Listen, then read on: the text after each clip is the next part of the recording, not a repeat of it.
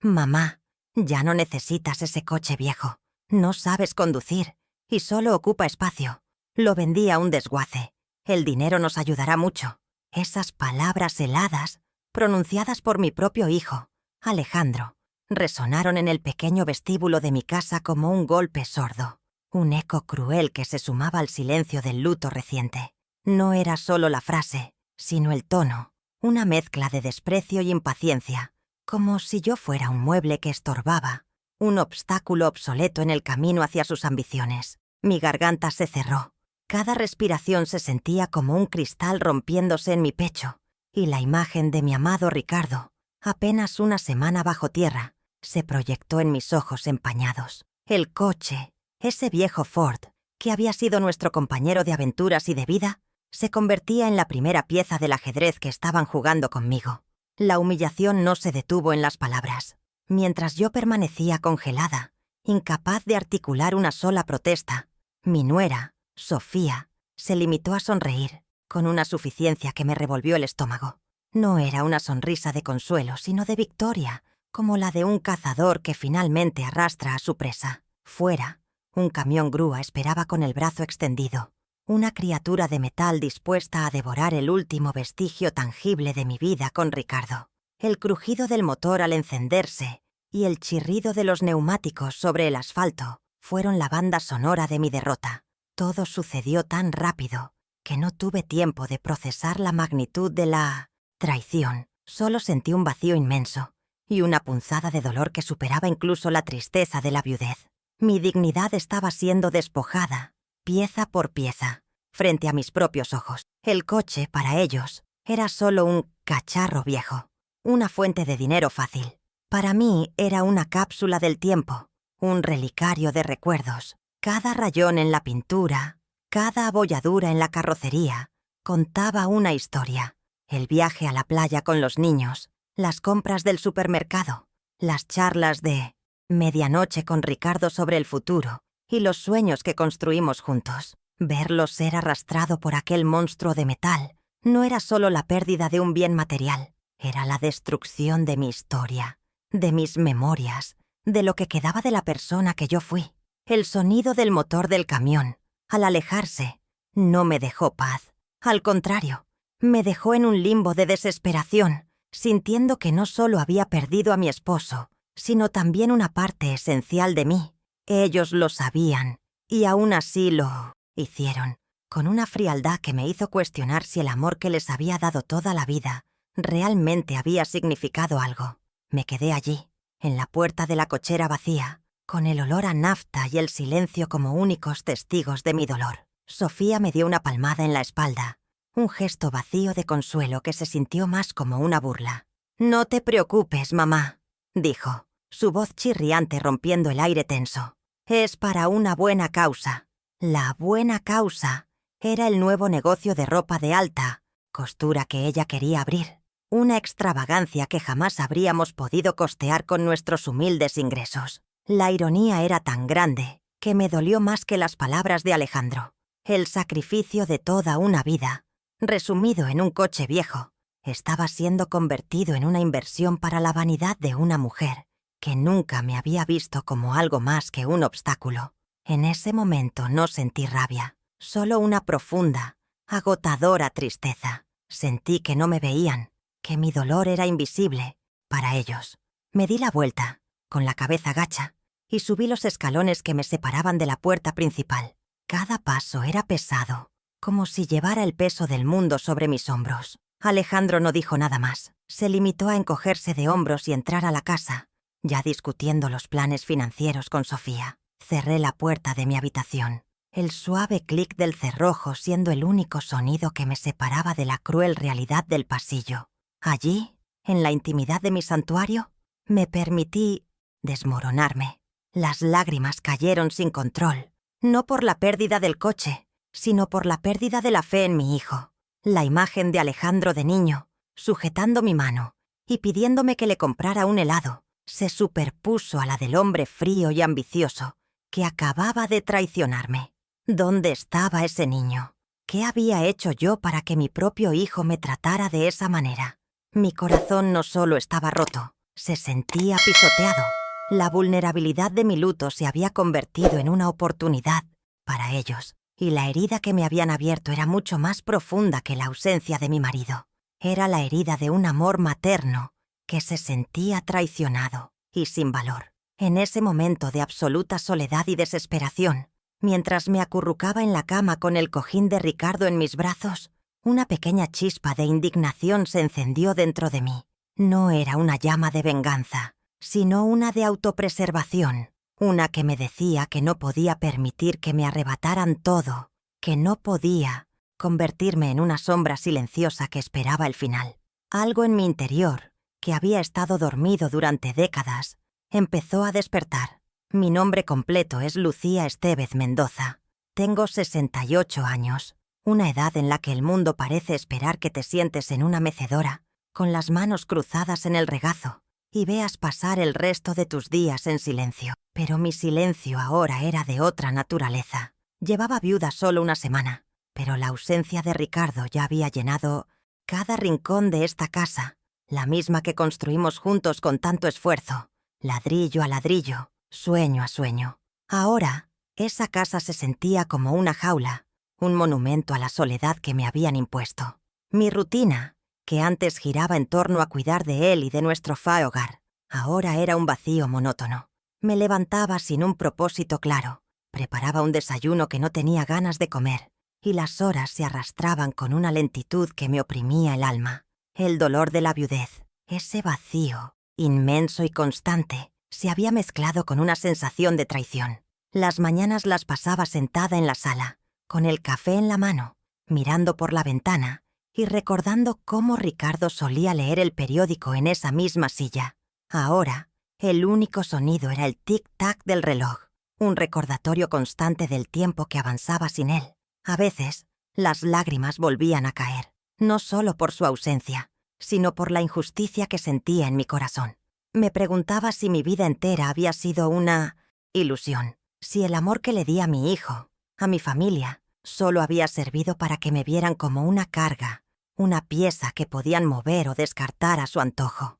Esa sensación de invisibilidad, de ser una figura que se desvanece lentamente en el fondo, se había vuelto mi compañera más fiel. El eco de la casa era ensordecedor. Las habitaciones que antes estaban llenas de risas, de las carreras de mi nieto cuando venía a visitarnos, ahora estaban sumidas en un silencio pesado. A veces me encontraba hablando sola, como si mis propias palabras pudieran llenar el vacío dejado por la voz de Ricardo. Me limitaba a pequeños gestos cotidianos para sentir que aún existía. Regar las plantas, doblar la ropa limpia, fregar los platos. Pero cada acción se sentía hueca, carente del propósito que tenía cuando la hacía por nosotros, por nuestra familia. Mi cuerpo, que había trabajado incansablemente como costurera y limpiadora para sacar adelante a mi hijo, ahora se sentía cansado, frágil, y las rodillas me dolían con cada paso, un recordatorio físico de los años de esfuerzo. Mi relación con los vecinos se había vuelto más distante. Antes, era la mujer de Ricardo, la que saludaba a todos con una sonrisa y una charla animada. Ahora, solo veían a una viuda solitaria, una figura sombría que salía para comprar lo indispensable. Sus miradas de lástima me dolían más que el desprecio de mi propio hijo. Prefería el aislamiento, la soledad de mis propias paredes, antes que tener que enfrentar la compasión vacía de los demás. La vida, que antes era una rutina sencilla pero plena, se había convertido en una serie de días que se repetían, grises, sin color. Solo quería encontrar la paz, la serenidad de la que tanto hablaba Ricardo. Pero en cada rincón, en cada objeto, había un recuerdo que me hacía daño. Mis limitaciones físicas eran cada vez más notorias. Una artritis que había empezado en mis manos ahora se extendía por mis rodillas, dificultando el simple acto de subir las escaleras. Los médicos me habían dicho que era normal para mi edad, pero yo sentía que era el resultado de una vida de trabajo duro y sin descanso. Cada puntada que di con la aguja, cada piso que fregué, había dejado una marca en mi cuerpo. Pero no me arrepentía. Lo hice por Alejandro, por darle la vida que yo no tuve. Ahora, esas mismas manos que me dolían eran las que sostenían las fotos de mi marido, las que acariciaban el álbum de recortes que él me hizo cuando éramos jóvenes. Esos objetos, los únicos que me quedaban, eran mi única fuente de consuelo.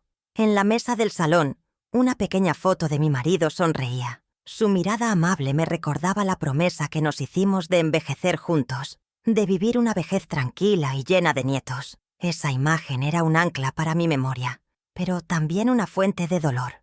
Me preguntaba qué pensaría él de todo esto, de la traición de nuestro hijo, de la forma en que su coche, el coche que él tanto amaba, había sido vendido como chatarra. Sentía que le había fallado, que no había sabido proteger su memoria. La soledad se había vuelto un peso insoportable. Era un silencio que me ahogaba, que me hacía sentir invisible, no solo para los demás, sino para mí misma. Era la sensación de ser una extraña en mi propia casa, en la que mi hijo se movía con la arrogancia de un dueño, sin entender que la verdadera dueña, la única dueña de ese espacio, era la memoria de una vida entera.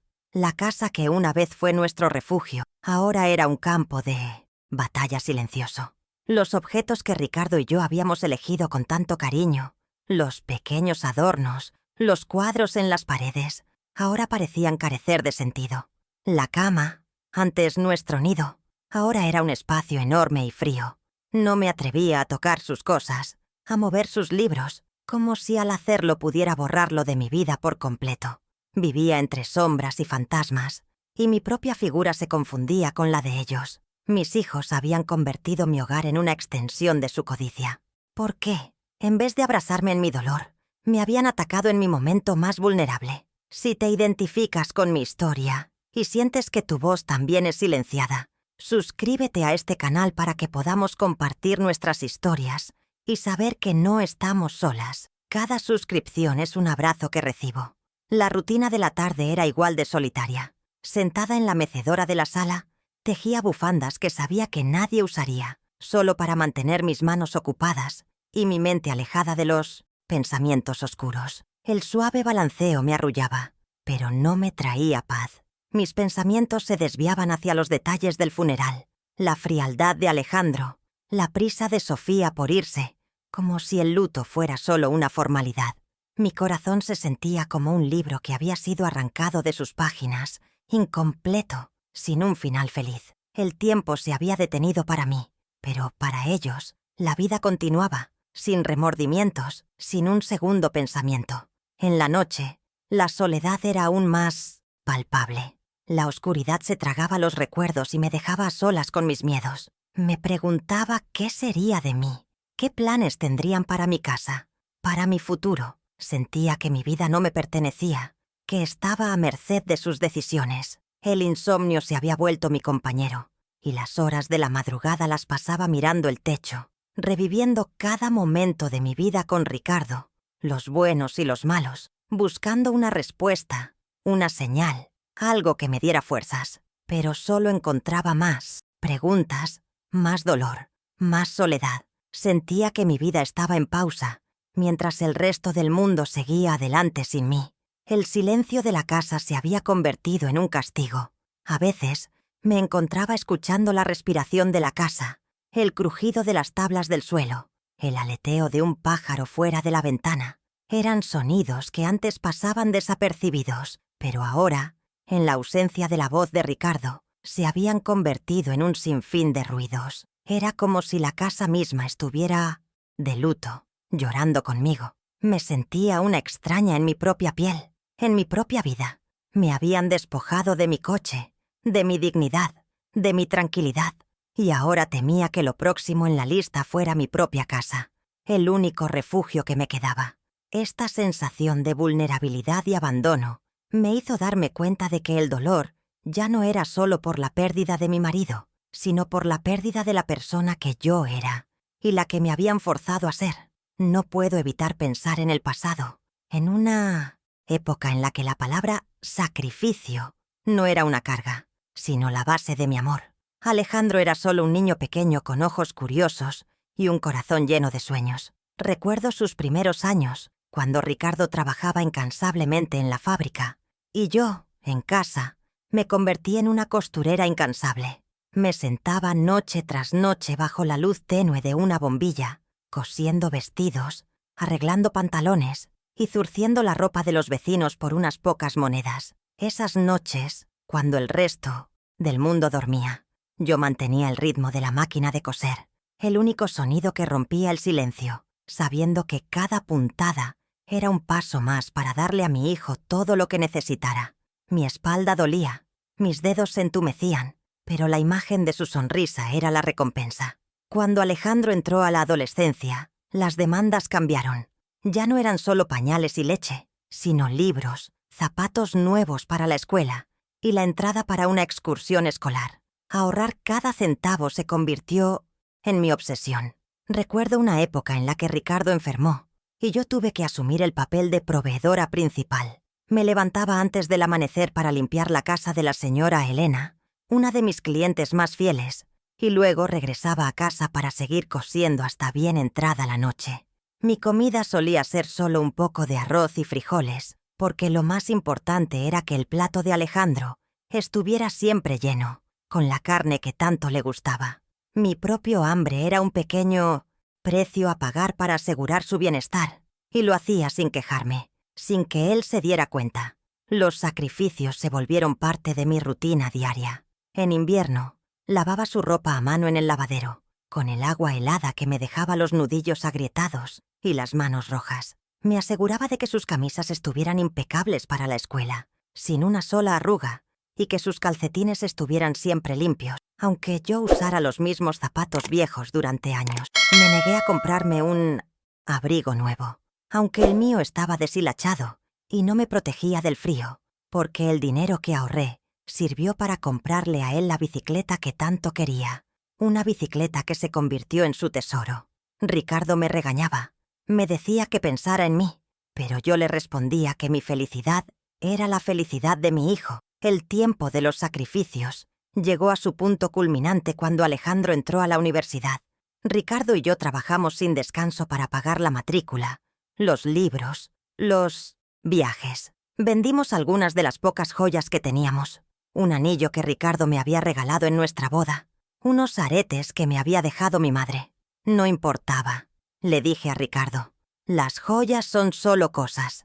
Lo importante era el futuro de nuestro hijo, su educación, la oportunidad de que él tuviera la vida que nosotros no pudimos tener. Recuerdo que Alejandro, en un momento de lucidez, nos preguntó si estábamos seguros de que podríamos pagar todo, y yo le sonreí con la seguridad de una madre que daría la vida por su hijo. «No te preocupes, mi amor», le dije. «Estamos aquí para ti. Solo concéntrate en tus estudios». Fueron años de renuncia a mis propios sueños. Ricardo y yo teníamos el anhelo de viajar, de conocer otros países, de ver el mar desde la costa de un lugar exótico. Pero esos sueños quedaron guardados en un cajón, sustituidos por las facturas de la universidad, las cuentas del teléfono de Alejandro y el dinero que le enviábamos cada mes para sus gastos.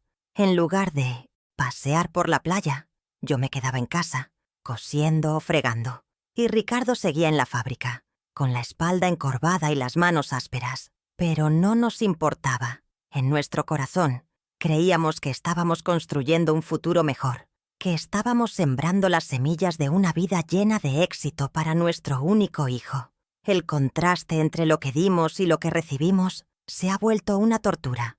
Recuerdo la noche en que se graduó, con su toga y su birrete, y su cara llena de orgullo.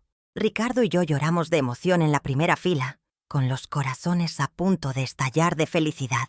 Ese era nuestro premio, pensábamos. Nuestro sacrificio había valido la pena. Pero ahora, esa imagen se ha desvanecido, reemplazada por la imagen de él y Sofía en el pasillo, anunciando que habían vendido el coche de Ricardo. La ironía es tan cruel que a veces no puedo creerlo. La vida entera de esfuerzo, de negación, de amor incondicional, reducida a un coche viejo que podía ser vendido para un negocio frívolo.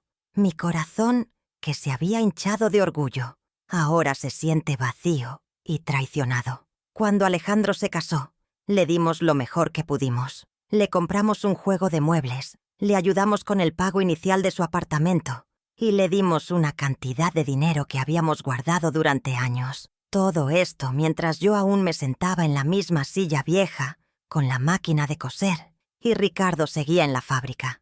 Mi nora, Sofía, siempre me miraba con una mezcla de curiosidad y desdén, como si se preguntara por qué una mujer de mi edad seguía trabajando tan duro. Nunca entendió que cada moneda que ganaba era para mi hijo, no para mí, que cada puntada que daba era una forma de decirle que lo amaba y que siempre estaría ahí para él. Incluso después de que se mudaron, yo seguía yendo a su casa para limpiar y para cocinarles. Sofía siempre tenía una excusa para no hacerlo, y Alejandro, siempre complaciente, me pedía que fuera. Yo lo hacía con una sonrisa en la cara, aunque mi cuerpo estuviera agotado y mis rodillas me dolieran. Me encantaba ver a mis nietos, jugar con ellos y cuidar de ellos como cuidé de mi hijo. Sentía que mi vida tenía un propósito, que mi rol de madre y abuela era valioso. Pero ahora me doy cuenta de que ellos solo me usaban, que mi amor y mi trabajo eran una conveniencia, no una bendición. Mi sacrificio, mi amor, mi tiempo se habían convertido en un servicio gratuito que esperaban de mí. Recuerdo la última vez que le lavé la ropa a Alejandro. Él ya era un hombre adulto, pero su camisa favorita se había manchado de vino, y él, sin pensarlo 2 veces, me la trajo. Me la entregó con una sonrisa, como si yo fuera una lavandera. Yo me la llevé a casa, la lavé a mano, la planché cuidadosamente y se la devolví al día siguiente. No me importaba el trabajo, me importaba el gesto de amor que había detrás, pero ahora esa memoria me duele. ¿Acaso él no veía que esa misma mano que planchaba su camisa también había cosido los parches en sus pantalones y había secado sus lágrimas cuando era niño? ¿Acaso no se daba cuenta de que mi amor no tenía precio y que él lo había convertido en un servicio? El contraste entre mi vida de sacrificio y la de ellos es abismal. Ellos, con sus coches nuevos, sus vacaciones de lujo, sus restaurantes caros, y yo, con mis manos callosas y mis rodillas adoloridas, viviendo en la misma casa, con los mismos muebles viejos, pero con un vacío inmenso en mi corazón. Nunca les pedí nada, nunca les exigí nada. Solo quería su amor, su respeto y su compañía. Pero parece que eso era demasiado para pedir. Ellos me dieron la espalda al amor que les di y al sacrificio de toda una vida. La única cosa que me queda, la única cosa que me consuela, es la memoria de la vida que construí con Ricardo, la casa que compartimos, los recuerdos que creamos, el amor que sentimos el uno por el otro. Él nunca me traicionaría, nunca me vendería. Él entendía el valor del sacrificio, el valor del amor incondicional. Y ahora me doy cuenta de que yo también debo aprender a valorar mi propio sacrificio, a valorar mi propio amor. No puedo dejar que mi vida sea definida por la ingratitud de los demás. Tengo que encontrar una forma de honrar el amor que Ricardo y yo nos dimos, y de honrar la persona en la que me convertí gracias a ese amor. Mis noches de insomnio se han convertido en una revisión de mi vida, una revisión de los sacrificios que hice. No me arrepiento de nada. Lo hice todo por amor, pero ahora el amor ha cambiado de significado para mí. Ya no es solo dar, sino también recibir. Ya no es solo sacrificio, sino también dignidad. Y esa dignidad, la que me quitaron, es la que tengo que recuperar. La indiferencia de Alejandro y Sofía no fue un evento aislado, fue una marea creciente de desprecio que se llevó consigo cada pedazo de mi orgullo. Los gestos sutiles comenzaron a volverse más evidentes. Recuerdo una tarde en que mi amiga, la doctora Elena, me invitó a un evento de su club de lectura y me preguntó si yo tenía una conexión con mi nuera para un evento de moda que ella estaba planeando. Cuando le conté a Sofía, ella se limitó a sonreírme, con una expresión de piedad, y me dijo que no tenía tiempo para esas cosas de viejas. Sentí la vergüenza arder en mis mejillas, no solo por mí, sino por la forma en que mi nuera desvalorizaba a mis amigas, a mis intereses, a mi propia existencia. La doctora Elena, siempre amable, se dio cuenta del desprecio en su voz y me cambió de tema rápidamente, pero el daño ya estaba hecho. El desprecio se volvió más personal. Alejandro y Sofía empezaron a celebrar los cumpleaños de mis nietos en restaurantes caros, sin siquiera invitarme. Me enteraba por las fotos que Sofía publicaba en las redes sociales, donde mi familia, mi sangre, se reía y celebraba sin mí. Recuerdo una foto en particular, donde Sofía, mi nieto y mi nieta se reían, con Alejandro a su lado, y yo me sentía como una extraña, una sombra que se había desvanecido. Cuando le pregunté a Alejandro por qué no me habían invitado, él se limitó a decir: «Mamá, el lugar es muy elegante para ti. No queríamos que te sintieras incómoda». La humillación fue tan grande que no pude responder.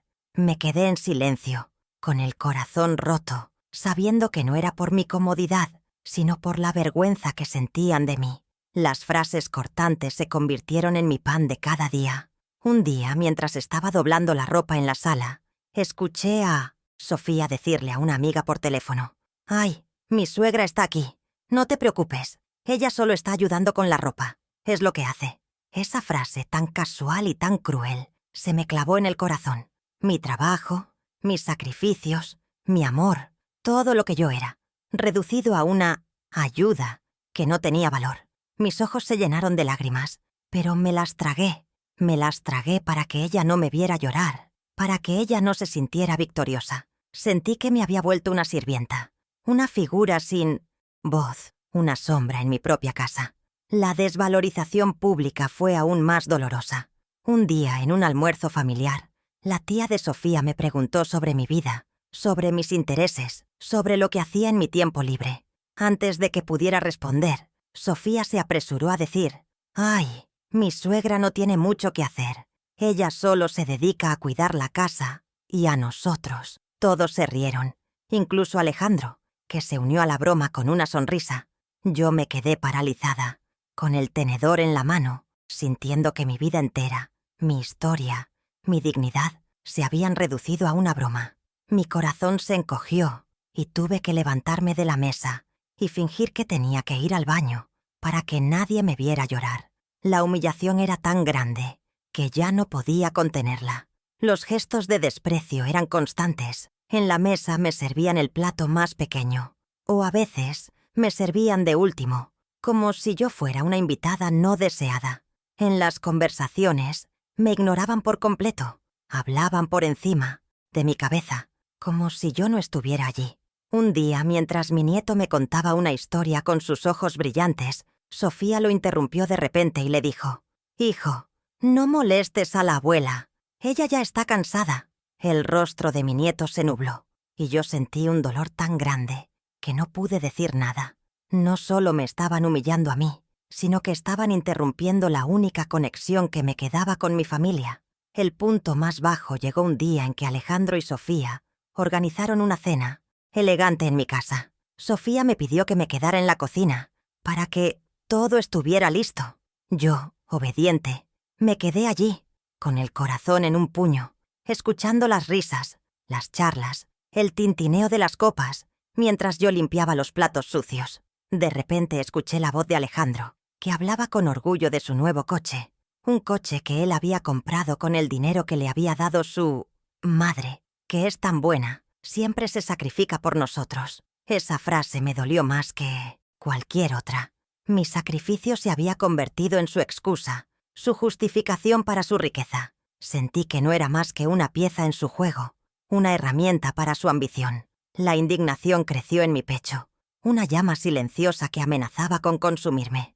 Me dolía la ingratitud, pero lo que me mataba era el silencio de mi propio hijo. Él se reía de las bromas de Sofía, se unía a las burlas y me ignoraba por completo. Mi corazón se sentía como una herida abierta que no podía sanar. Le pregunté una vez, con la voz temblorosa, si aún me amaba, si aún me veía como su madre. Él me respondió sin siquiera mirarme a los ojos: «Mamá, claro que te amo, ¿qué dices? Pero la vida es así, hay que seguir adelante». Su respuesta fue un cuchillo que se clavó en mi corazón. No solo me había negado, sino que había trivializado mi dolor.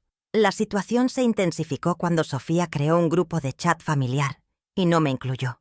Me enteré por una amiga que me dijo que había visto fotos de mis nietos en el chat, pero yo no estaba allí. Le pregunté a Alejandro por qué, y él me dijo: «Mamá, es un grupo para cosas de la familia, ya sabes. No queremos que te sientas abrumada». Me sentí excluida, como si yo no fuera parte de la familia. Me di cuenta de que no solo me habían borrado de sus vidas, sino que también me habían borrado de sus recuerdos, de sus conversaciones, de su mundo. La sensación de ser invisible se había vuelto una realidad. Las agresiones veladas se volvieron más comunes. Sofía me hacía comentarios sobre mi ropa, sobre mi peinado, sobre mi peso, y Alejandro se limitaba a sonreír y a encogerse de hombros, como si no pasara nada. Me sentí despojada de mi dignidad, de mi autoestima, de todo lo que me hacía sentir una persona. Me miraba en el espejo y no me reconocía. Era una mujer vieja, cansada, con los ojos llenos de tristeza, que esperaba un poco de amor, un poco de respeto, y que solo recibía indiferencia y desprecio. El dolor se hizo tan grande que ya no podía contenerlo. Me pasaba las noches llorando en silencio, con el cojín de Ricardo en mis brazos, pidiéndole perdón por no haber sabido proteger su memoria. Mi corazón estaba hecho pedazos, y mi mente se sentía como un remolino de pensamientos oscuros. Me sentía sola, abandonada y traicionada. La vida que había construido, el amor que había dado, todo se había desvanecido en el aire, como un humo, y no podía hacer nada. No tenía la fuerza, ni la voz, para defenderme. La sensación de injusticia me consumía. Yo había dado mi vida por mi hijo, por mi familia, y ellos, a cambio, me habían humillado, me habían desvalorizado, me habían abandonado. ¿Cómo podía un hijo hacer eso a su propia madre? ¿Cómo podía una mujer ser tan cruel con la suegra que le había dado todo? Me sentía indignada, pero mi indignación se escondía detrás de una fachada de resignación y tristeza.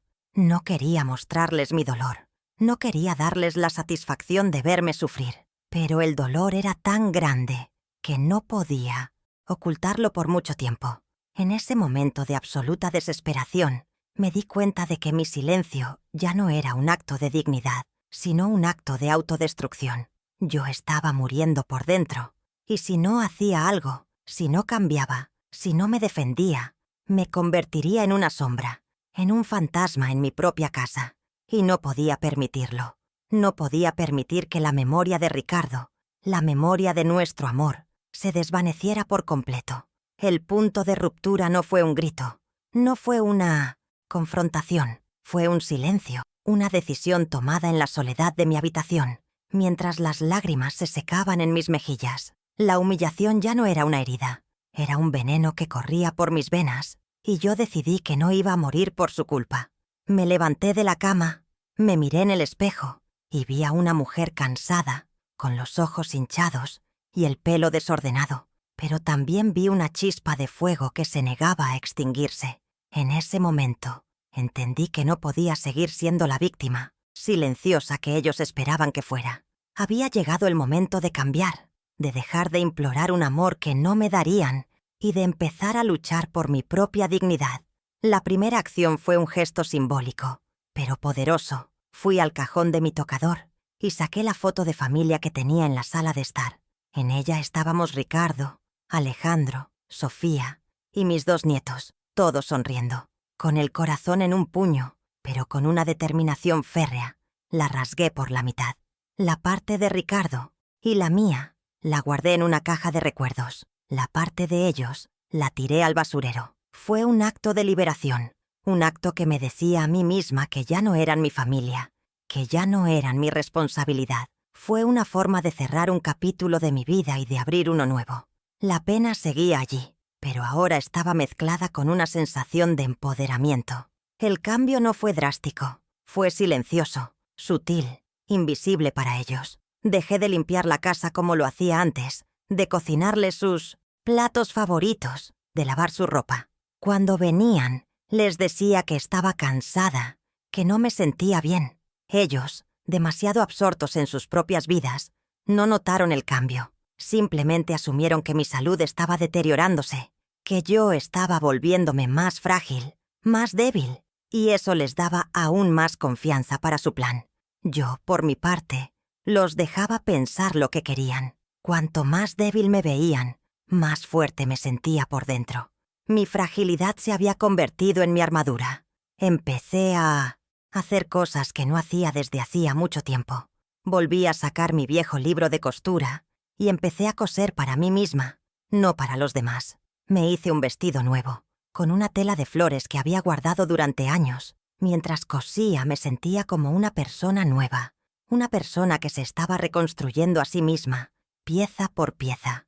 El ritmo de la aguja me recordaba a la costurera que fui, pero ahora lo hacía por amor propio, no por amor a los demás. Fue un acto de sanación, un acto de amor hacia mí misma que había olvidado que existía. El despertar emocional fue un proceso lento. Me di cuenta de que mi dolor no era solo por la traición, sino por la pérdida de la persona que yo era, la mujer que se había sacrificado por los demás y se había olvidado de sí misma. Empecé a buscar esa mujer, a buscar su voz, su fuerza, su dignidad, y la encontré en los rincones más profundos de mi corazón, en las memorias de Ricardo, en las palabras de mi madre, en los pequeños actos de bondad que había hecho en mi vida. Mi silencio se había convertido en una meditación, una forma de reconectarme con mi yo interior. Mi día a día cambió por completo. Ya no vivía en el pasado, reviviendo mis sacrificios. Vivía en el presente, planeando mi futuro. Cada mañana, en lugar de sentarme a llorar, me preparaba un desayuno nutritivo, me vestía con ropa limpia y me dedicaba a mis propios intereses. Compré un libro de jardinería y empecé a cuidar del pequeño jardín de mi casa, el mismo jardín que Ricardo y yo habíamos plantado juntos. Sentí una conexión con la tierra, con la vida, que me hacía sentir que aún había esperanza, que aún había belleza en el mundo, a pesar de todo lo que había pasado. Un día, mientras regaba las flores, escuché la risa de mis nietos en el patio de al lado, jugando con Sofía. En lugar de sentir dolor, sentí una extraña indiferencia. Me di cuenta de que no los necesitaba. No necesitaba su amor. No necesitaba su aprobación. Mi felicidad ya no dependía de ellos, sino de mí misma. Fue un momento de gran liberación. Un momento en el que me di cuenta de que mi vida no era un fracaso, sino una oportunidad para reinventarme, para redescubrirme, para volver a ser yo. El primer paso para mi plan fue encontrar a alguien en quien pudiera confiar. Recordé a mi vieja amiga, Elena, y a su abogada, la doctora Elena. Tenía que llamarla, tenía que contarle mi historia, tenía que pedirle ayuda, pero no podía hacerlo todavía. Tenía que ser inteligente, tenía que planearlo todo con cuidado, sin que ellos se dieran cuenta. Tenía que actuar como una mujer vieja, cansada, frágil, que no tenía nada más que hacer que sentarse a esperar el final. Y eso, en mi opinión, era el papel más importante que había interpretado en mi vida. La sensación de empoderamiento se había vuelto una fuerza silenciosa que me impulsaba. No era una fuerza de venganza, sino una de autopreservación, una de autorrespeto. Yo no quería castigarlos. Yo quería recuperar mi vida. Y para eso, necesitaba un plan que me permitiera recuperar todo lo que me habían quitado. Mi dignidad, mi hogar, mi paz, mi corazón, que antes estaba roto, ahora se sentía como un escudo que me protegería de cualquier ataque, de cualquier humillación, de cualquier traición. El punto de ruptura, el momento en que cerré la puerta de mi habitación y me negué a ser la víctima, fue el principio de mi renacimiento. Mi silencio se había vuelto mi arma, mi fragilidad mi disfraz y mi dolor mi combustible. Me había convertido en una mujer nueva, una mujer que no tenía miedo, una mujer que no se rendiría, una mujer que estaba lista para la batalla, una batalla silenciosa, pero poderosa. El fuego en mis ojos ya no era una llama, sino un infierno que quemaría a todos los que se atrevieran a interponerse en mi camino. La transformación interna se aceleraba. Yo, la mujer que siempre había buscado la aprobación de los demás, ahora solo buscaba mi propia aprobación. La Fosse, que siempre se había sacrificado por el bienestar de los demás, ahora se sacrificaba por su propio bienestar. La que siempre había estado en segundo plano, ahora estaba en el centro de su propia vida. Mi corazón, que antes estaba en las manos de los demás, ahora estaba en mis propias manos. y en esas manos se sentía más seguro que nunca. Fue en una de esas noches de insomnio, cuando la casa estaba en un silencio absoluto, que un pensamiento repentino me golpeó como un rayo, un recuerdo que Ricardo me había hecho prometer que nunca olvidaría. Lucía, si algún día me voy, no toques el coche. Hay algo en el baúl que tienes que abrir solo cuando yo no esté. Sus palabras resonaron en mi mente con una claridad tan vívida que me hizo sentarme en la cama, con el corazón latiendo con fuerza.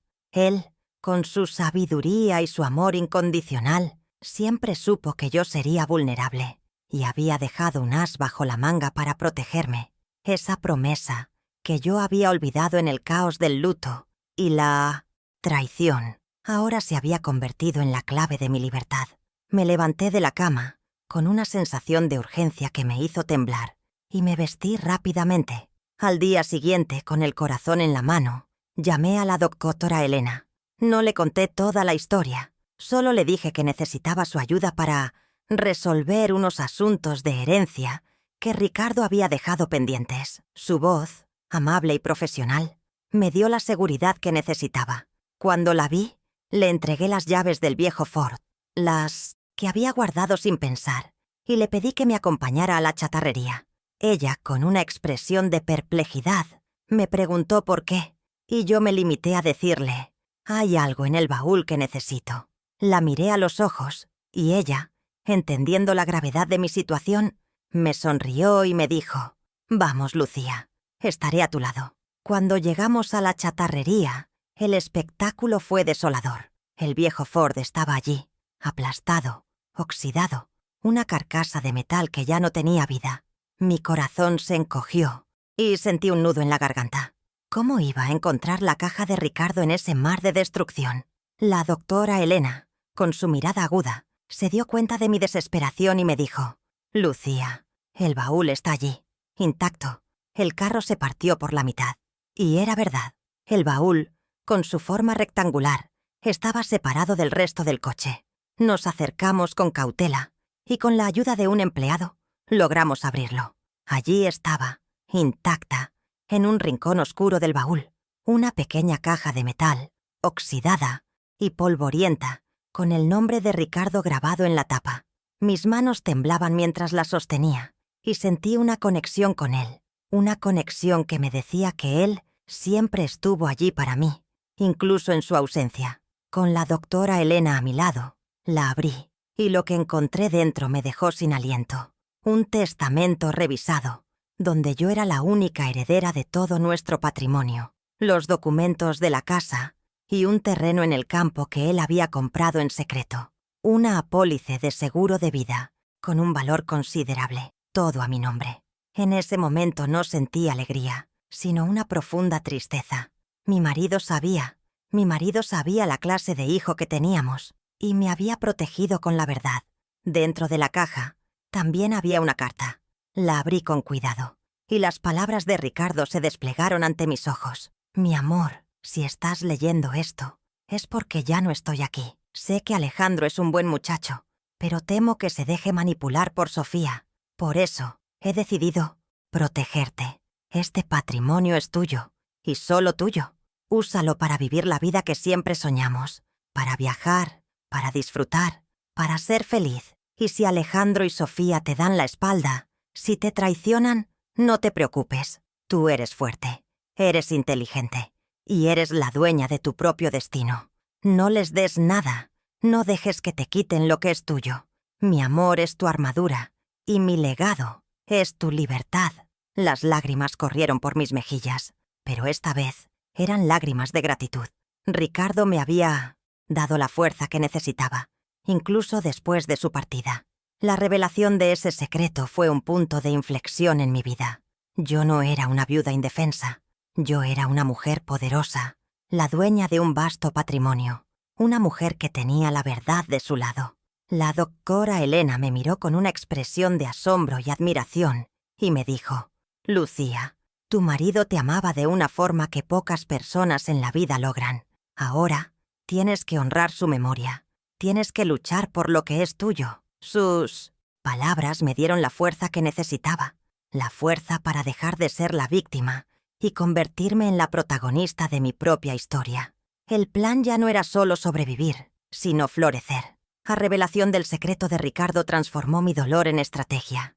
Con la doctora Elena a mi lado, empecé a actuar, en silencio, como una tejedora que trabaja hilos invisibles. La primera acción fue mover la póliza de seguro de vida a una cuenta bancaria de mi total y exclusiva confianza. Fui al banco, con un aire de viuda desolada, y le pedí al gerente, un amigo de Ricardo, que me ayudara a hacer esa movilización. Él, con la compasión de quien veía el dolor en mis ojos, no me cuestionó.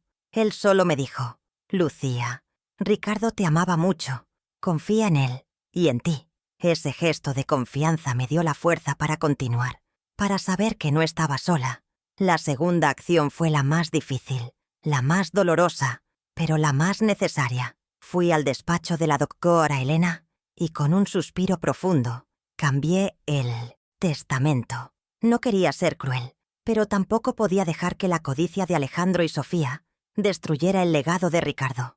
El Nuevo Testamento le daba a Alejandro una pequeña suma simbólica, un valor que no lo haría rico, pero que le daría lo que necesitaba para empezar una vida nueva, lejos de mí. El resto, la casa, el terreno, la póliza, se quedaba para mí. Fue un acto de autopreservación, un acto de amor propio que había olvidado que existía.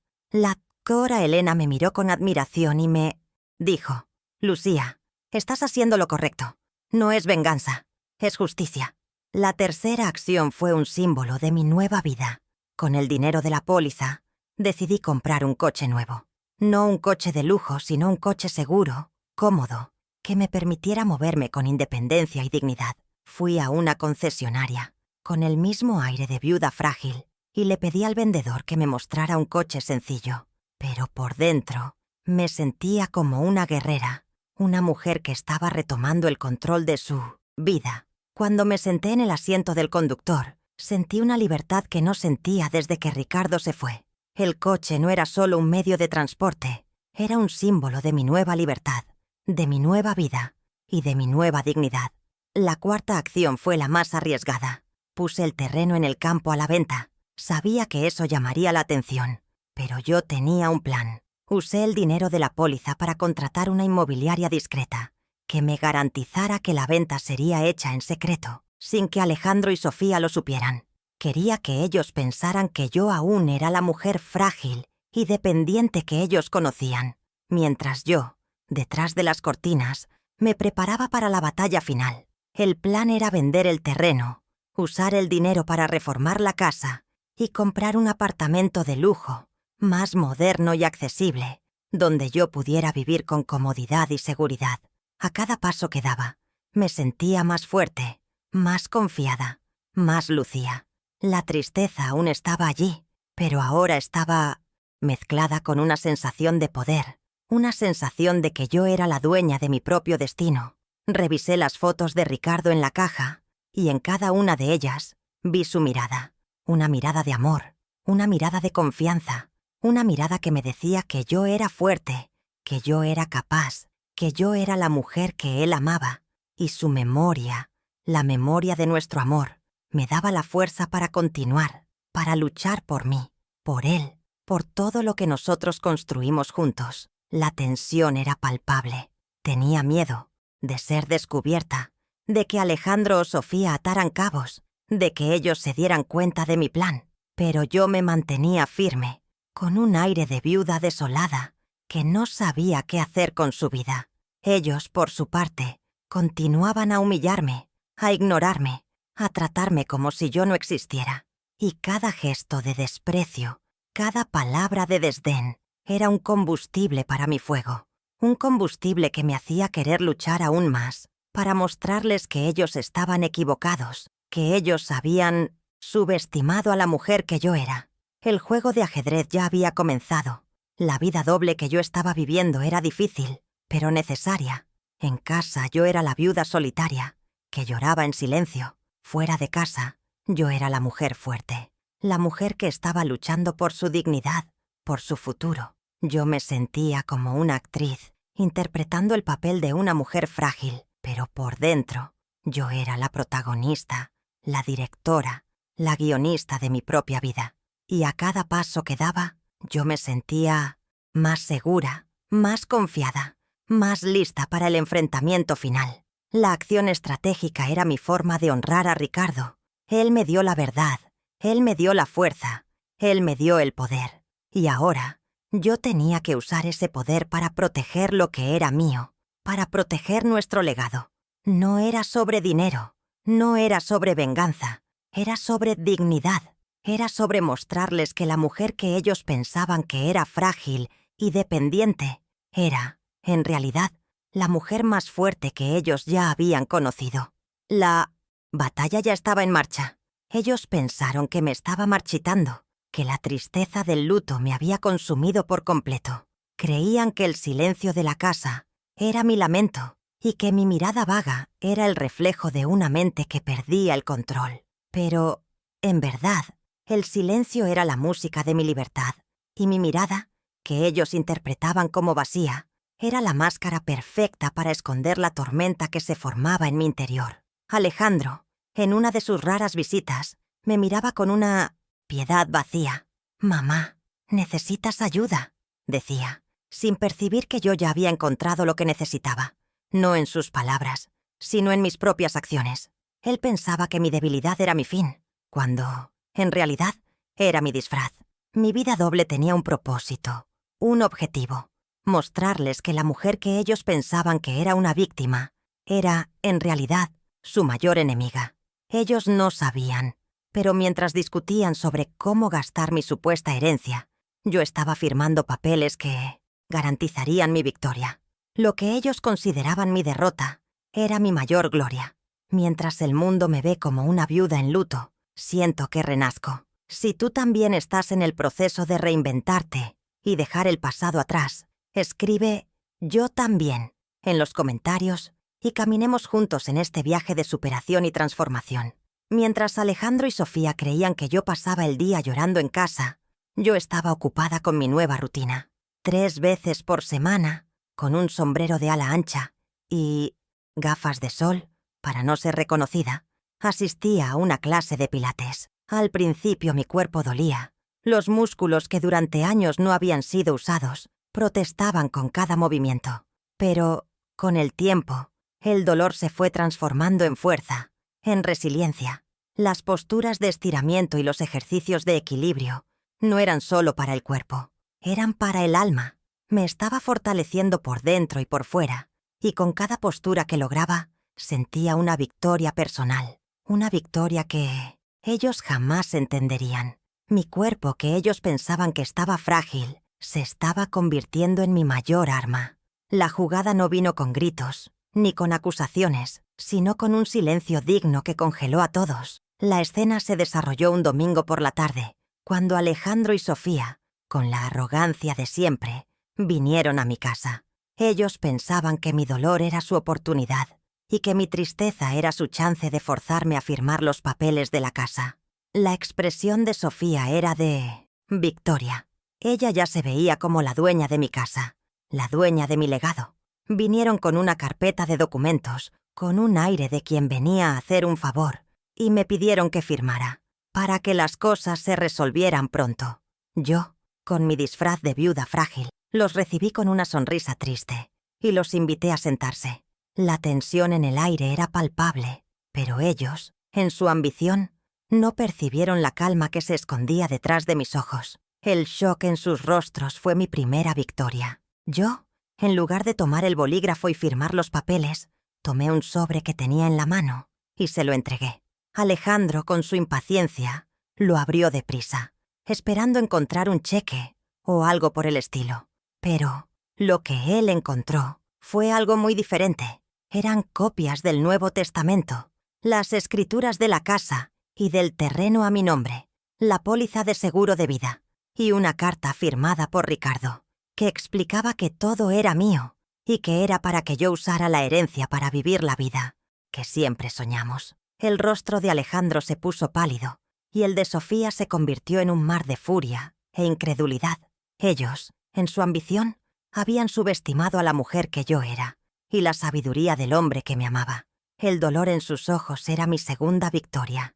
Ellos, que pensaban que yo era una víctima, ahora se veían como los derrotados. Alejandro, con la voz temblorosa, me preguntó: «Mamá, ¿qué es esto? ¿Qué hiciste?». Yo, con la dignidad que me había sido robada, lo miré a los ojos y le dije con la voz calmada y serena: «Yo no hice nada, mi amor. Yo solo honré la memoria de tu padre. Él siempre supo que necesitabas ayuda y siempre quiso protegerme». La expresión de Alejandro se transformó en una mezcla de arrepentimiento y desesperación, y la de Sofía en una mezcla de rabia y humillación.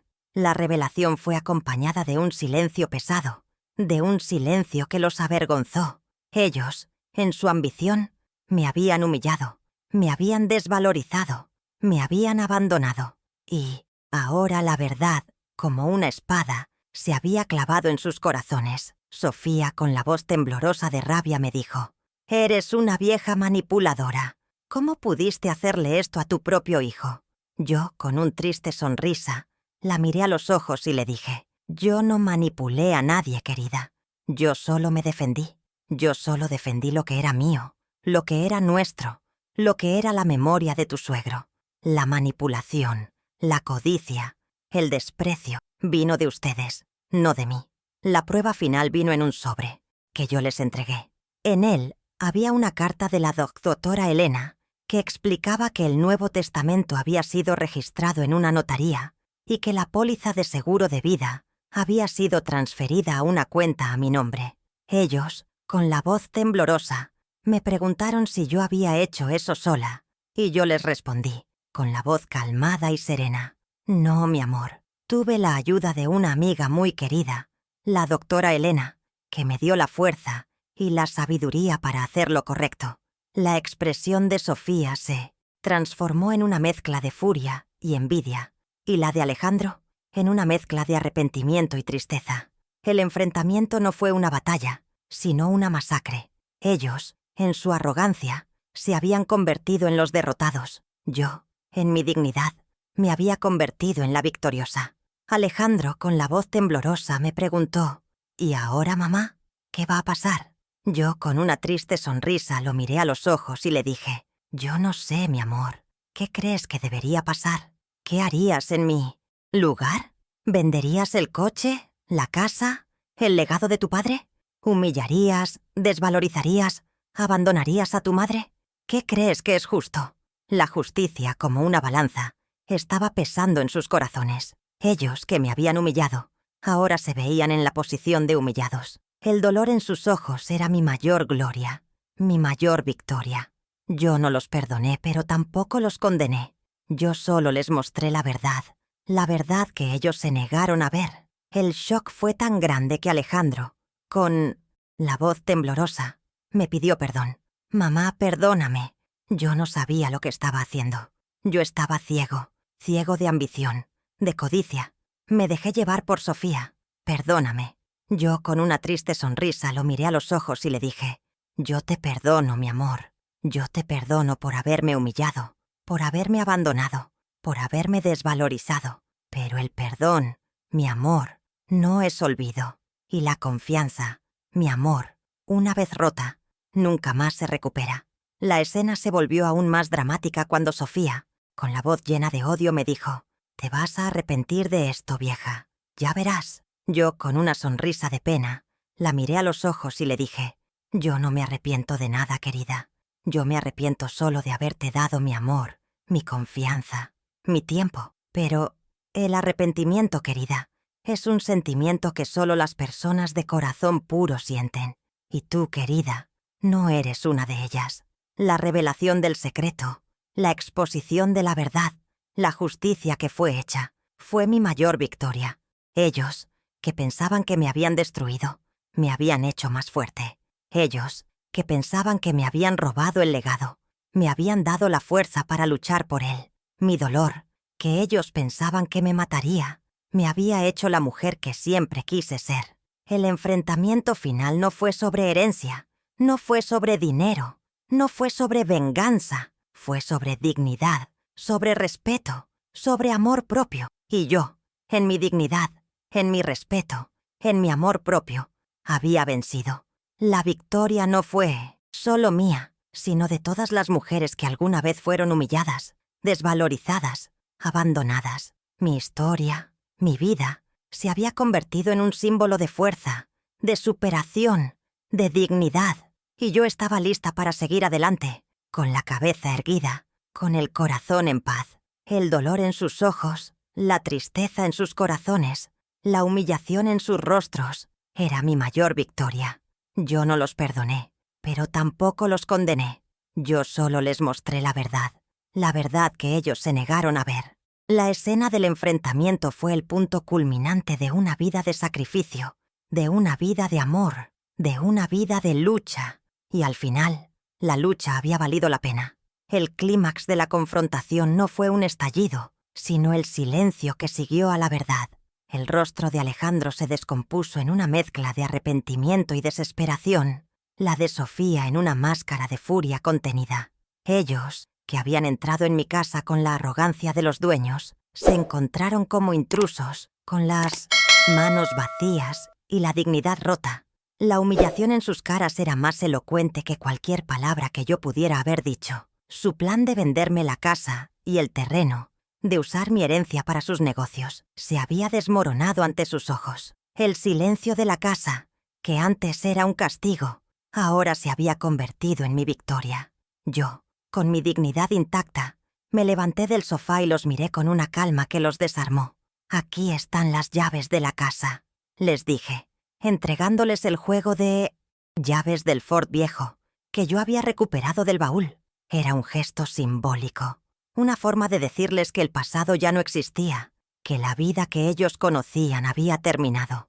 La expulsión no fue con gritos ni con amenazas, sino con un silencio digno. Alejandro, con la voz ahogada, intentó decir algo, pero yo lo interrumpí con un gesto de mi mano. «No digas nada, mi amor. Ya no hay nada que decir. La vida, a veces, nos enseña lecciones que no queremos aprender». Sofía, con una expresión de odio en sus ojos, se levantó de la mesa, tomó la carpeta de documentos y salió de la casa, dando un portazo. Alejandro, con la cabeza gacha, la siguió, sin siquiera mirarme a los ojos. Yo me quedé allí, en la puerta de mi casa, viendo cómo se alejaban. No sentí rabia, ni odio, ni venganza. Sentí una paz inmensa, una paz que no sentía desde que Ricardo se fue. Era la paz de la justicia, la paz de la dignidad, la paz de la libertad. El rompimiento fue total, absoluto, final. No volví a recibir llamadas, ni mensajes, ni visitas. El silencio, que antes era una carga, se había convertido en mi compañero más fiel. A veces, por la noche, me preguntaba si había hecho lo correcto, si había sido demasiado dura, si había perdido a mi hijo para siempre. Pero luego me acordaba de la frase de Ricardo, que me decía que el amor no era solo dar, sino también recibir. Y me acordaba de todos los sacrificios que hice, de todas las humillaciones que sufrí. Y entonces me daba cuenta de que la decisión que tomé no fue por rabia, sino por amor propio, por dignidad, por respeto. Las consecuencias de la victoria fueron tan reales como el dolor de la derrota. Al día siguiente, con la doctora Elena a mi lado, fui a la notaría y firmé los papeles de la casa, los papeles del terreno, los papeles del seguro. En ese momento, sentí que la vida que había perdido, la vida que me habían robado, estaba volviendo a mí, pieza por pieza. Mi mano, que antes temblaba de miedo, ahora firmaba los documentos con una determinación férrea. La doctora Elena me miró con una sonrisa de admiración y me dijo: «Lucía, tu marido estaría orgulloso de ti. Estás haciendo la cosa correcta, no solo por ti, sino por él». El dolor en los ojos de Alejandro, la humillación en el rostro de Sofía, se convirtió en mi mayor gloria. Yo no grité, no lloré, no me enfadé.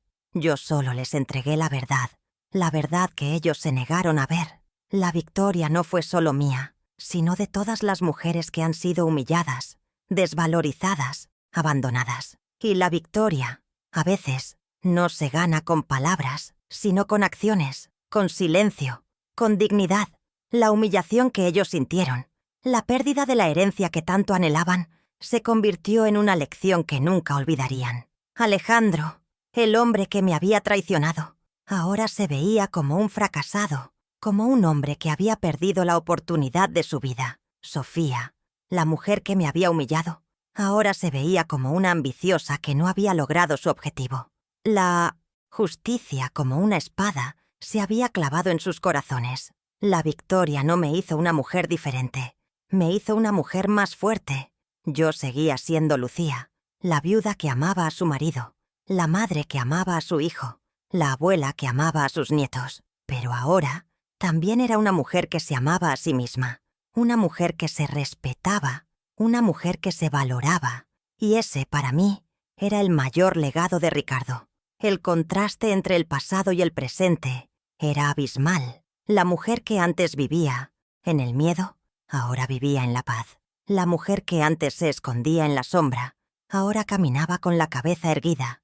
La mujer que antes se sentía una víctima, ahora se sentía una protagonista. Y la vida, que antes era una carga, ahora era una oportunidad. Las consecuencias de la victoria fueron una bendición. Vendí el terreno del campo y usé el dinero para reformar mi casa. Contraté a un diseñador, a un arquitecto, a un jardinero, y transformé mi casa en un paraíso, en un hogar donde yo pudiera vivir con comodidad y seguridad.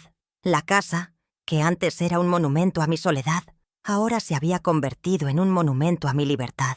Y la vida, que antes era una carga, ahora era una celebración. El momento culminante no fue la confrontación, sino el silencio que siguió. El silencio, a veces, es más elocuente que cualquier palabra. El silencio, a veces, es la única forma de encontrar la paz. Y la paz, a veces, es la única forma de encontrar la felicidad. El clímax de la historia no fue la venganza, sino el perdón. Yo no los perdoné, pero tampoco los condené.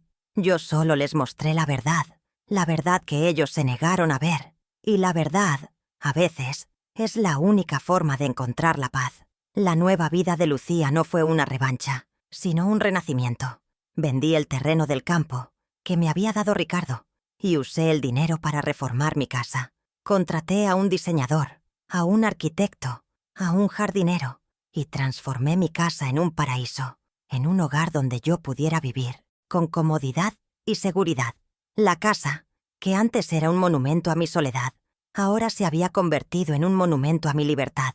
Las paredes, que antes eran grises y vacías, ahora estaban pintadas con un color claro y alegre. El jardín, que antes estaba lleno de hierbas y plantas secas, ahora estaba lleno de flores y árboles frutales. La casa, que antes era una carga, ahora era una celebración.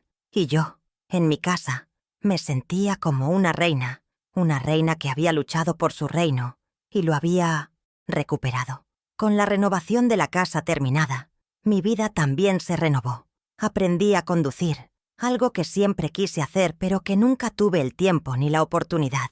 Mi nuevo coche, un pequeño y elegante sedán, era un símbolo de mi libertad, no de mi riqueza. Recuerdo la primera vez que salí a la carretera, con el sol en la cara y el viento en el pelo. No sentí miedo, ni ansiedad. Sentí una alegría inmensa, la alegría de una mujer que había recuperado su vida. Viajé a lugares que siempre quise visitar, a playas que Ricardo y yo soñamos con conocer. Las olas del mar, el olor a sal, la arena en mis pies, eran como un bálsamo para mi alma, una forma de recordarme que la vida era una aventura y que mi aventura apenas estaba comenzando. Mi círculo social se expandió. Me uní a un grupo de apoyo para viudas, un lugar donde encontré a mujeres que habían pasado por lo mismo que yo. En sus historias encontré la mía, y en sus palabras encontré la fuerza para seguir adelante. Ellas no me veían como una víctima, sino como una sobreviviente. Me contaron sus historias de superación, de cómo se habían reinventado después de la pérdida, y me di cuenta de que mi dolor no era único, sino universal. La amistad y el apoyo de esas mujeres fue un bálsamo para mi alma, una forma de recordarme que el amor y la amistad aún existían en el mundo. El siguiente paso en mi transformación fue volver a conectarme con mis nietos. Ellos, que habían sido manipulados por sus padres, me habían evitado por miedo. Pero yo no los culpaba. Sabía que eran solo niños. Empecé a invitarlos a mi casa, a hacer actividades que antes no hacíamos. Los llevé al cine, al parque, a la playa. Les enseñé a cocinar mis recetas favoritas. Les leí historias que Ricardo solía contarles. Y poco a poco, la confianza volvió. El amor que yo les daba no era condicional, no era para un negocio, era genuino. Y ellos, con su inocencia, me dieron la paz que yo necesitaba. La paz de una abuela que se había reencontrado con sus nietos. El tiempo que pasamos juntos fue el mayor regalo que la vida me pudo haber dado. La nueva vida de Lucía no fue una revancha, sino un renacimiento. Vendí el terreno del campo que me había dado Ricardo y usé el dinero para reformar mi casa. Contraté a un diseñador, a un arquitecto, a un jardinero y transformé mi casa en un paraíso, en un hogar donde yo pudiera vivir con comodidad y seguridad. La casa, que antes era un monumento a mi soledad, ahora se había convertido en un monumento a mi libertad. Las paredes, que antes eran grises y vacías, ahora estaban pintadas con un color claro y alegre. El jardín, que antes estaba lleno de hierbas y plantas secas, ahora estaba lleno de flores y árboles frutales. La casa, que antes era una carga, ahora era una celebración. Escribe Renacida si esta historia te ha inspirado a encontrar tu propia fuerza. Y yo, en mi casa, me sentía como una reina que había luchado por su reino y lo había recuperado. La vida, a veces, nos quita para devolvernos con intereses. El luto me dejó vulnerable, una viuda frágil, pero esa vulnerabilidad fue el terreno fértil donde la semilla de mi fuerza interior germinó. En el silencio que siguió al funeral, en lugar de quebrarme, el vacío se convirtió en un espacio para reconstruirme. La ausencia de Ricardo me hizo buscar lo que él había dejado atrás, y lo que encontré no fue solo un testamento, sino un mapa para mi propio renacimiento. Ellos subestimaron el dolor de una mujer, su sabiduría, su silencio, pero lo que no sabían es que la venganza más dulce es la de la dignidad. La vida me quitó un amor, pero me dio el amor propio, y eso, me di cuenta, era la única herencia que nadie podía robarme. El eco de un hogar vacío, que antes me aterrorizaba, se transformó en el eco de mi propia voz. Fue el silencio lo que me enseñó a escuchar a mi corazón, a entender que mi paz no dependía del amor de un hijo ingrato o de la aprobación de una nuera ambiciosa. La casa, que antes era el escenario de mis sacrificios, se convirtió en el santuario de mis victorias. Ellos pensaron que al vender el coche se llevarían un pedazo de mi historia, pero la verdad es que el legado de mi marido y mi propia dignidad estaban guardados en un lugar que ellos nunca se molestaron en buscar. Dentro de mí, en la memoria de un amor que me hizo más fuerte. Mi verdadero tesoro no era el coche, la casa o el terreno, sino la mujer en la que me convertí después del dolor. La humillación de ellos se convirtió en mi mayor gloria, pues me dio la fuerza para levantarme y luchar. Ellos me vieron como una anciana cansada, pero yo me veía como una reina en su reino.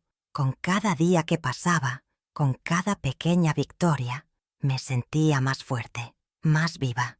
El proceso de reinventarme, de redescubrirme, de aprender a conducir, de viajar, fue como un bálsamo para mi alma. Yo no estaba solo viviendo, estaba renaciendo. La vida me dio una segunda oportunidad y la aproveché con la sabiduría que el dolor y la traición me enseñaron.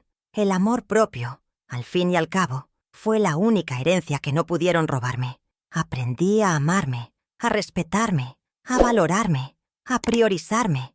Y ese, me di cuenta, era el mayor legado de Ricardo. Él, en su sabiduría, me protegió de una vida de humillación, de una vida de desvalorización, de una vida de abandono.